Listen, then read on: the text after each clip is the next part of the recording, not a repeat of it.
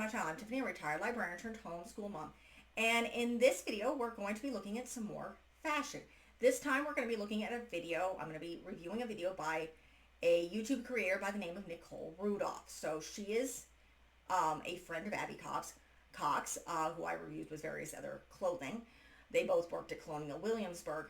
But in this video, she talks about how she learned to make historical shoes. So, and what it takes to do them, how they feel. She wears them regularly. They are in fact comfortable, but it's a deep dive into how she started learning how to make shoes, how she took shoemaking classes in Colonial Williamsburg when she was working there, which is not something that is available to a lot of people. She does mention that the way she went about learning is very, very difficult, nearly impossible to do now. She just happened to got very, very lucky. But she talks about how the difficulty is and how they were formed to the feet, and how you talk about something like a last, which is something which is essentially a shoe form of your foot, and the materials they used and why they are not uncomfortable. Simply because unlike the shoes we wear today, the fabric and things that they wore were far more breathable. They moved more. They were looser in that sense. So your feet are able to spread out. They're able to typically, as our feet has a tendency to do when we're on our feet a lot, they have a tendency to swell a little bit. And in these types of historical shoes, they were able to do that without being squished. So because they were wearing things like much softer leather, even in the boots, where they were wearing the fabric that was much thinner, that was not made out of plastic. And their shoes were not made out of plastic, pretty much like ours are today. Yes, some of them are made out of leather, but the vast majority of the shoes that we wear today are made out of some form of plastic or petroleum product, i.e. plastic, which does not breathe and does not stretch very well. We have to stretch out our shoes. We have things like that. But she also talks about how during a certain period of time, I think it might be Felicity's, I could be wrong.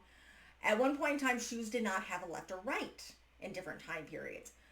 She does talk a little bit about the heels. She has other videos that talk about how heels went up and down. But how, again, she talks about heels and how shoes are made, the tools that were used back then to make shoes, and some of the difficulties that she finds finding the right type of leather. She does talk a little bit about vegan leather, but basically it's too expensive, and you really don't get the quality, and most of it's plastic. So it doesn't work. She has apparently bought kangaroo leather before, because it's hard to find the leathers that they had at the time, and some of it was thinner, and they use different animals that you sometimes can't find these days. But it's an extremely interesting video as she talks about making the last, which again are the forms, the foot forms that shoemakers use to make the shoes, and how you get those in and out, and all the different tools, and how long it takes to make different pairs of shoes, and kind of her experience with historical shoes. I find this very interesting. I enjoy fashion history and history in general. When you are reading some of these historical books, sometimes it's really interesting to have an understanding of what they're wearing and what it was like to wear some of the clothing that they were wearing, and how it wasn't uncomfortable. And I like how she's counteracting that everybody was uncomfortable. Their shoes were so uncomfortable because they look very small. They're not. They stretch. So, not to mention a lot of the stuff that we have now are not shoes that people wore, but were things they put in windows. So, or they had shoe salesmen, and they were going around and they were selling the different shoes, and you would have something professionally made for your feet.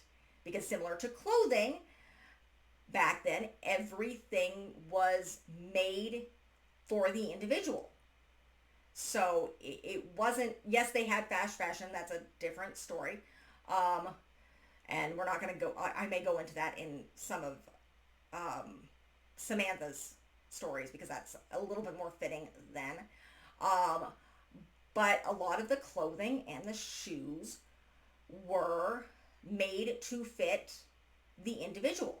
So as opposed to now where we don't normally, I mean, men, the only time you really have something, you have a formal dress made, your wedding dress, men have formal suits made. That was the way your clothing was made, period. All the time. Though, of course, with wedding dresses, your dresses were literally made for you. You pick the fabric, and again, check out my video that started with Abby, who's talking about shopping in the 1800s. So, extremely interesting video. I do enjoy Nicole. She has a lot of interesting historical videos. She's talking a lot more right now. She's renovating her house. Both her and Abby have moved back to, I'm going to have to assume, it's Indianapolis. That's where they've gone. Yes, I got that idea because Abby's doing some sort of literature thing for Crash Course Kids.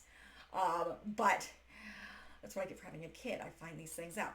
But nonetheless, this video, I think it's a close to maybe half an hour, at least an hour. Yeah, it's about 35 minutes. So, and she goes through that. I think she makes a shoes in this video. I'm not sure. It's been a while since I watched it, but I do enjoy her content. This has a lot of historical information in it, and I highly recommend it. And again, part of me, I think it's important when you're reading some of this historical stuff, particularly when you're using it as a curriculum and learning about the time period, to understand what they're wearing and how it functions in their lives, and what, again, she talks about men and women and what their clothing is. So that is it for this review. If you like what you see, be sure to like and subscribe. Again, I'm covering Caroline here in March. Sorry, I'm filming this at the end of January. I'm actually getting ahead this year. I'm actually staying on top of things. I'm trying to get things done.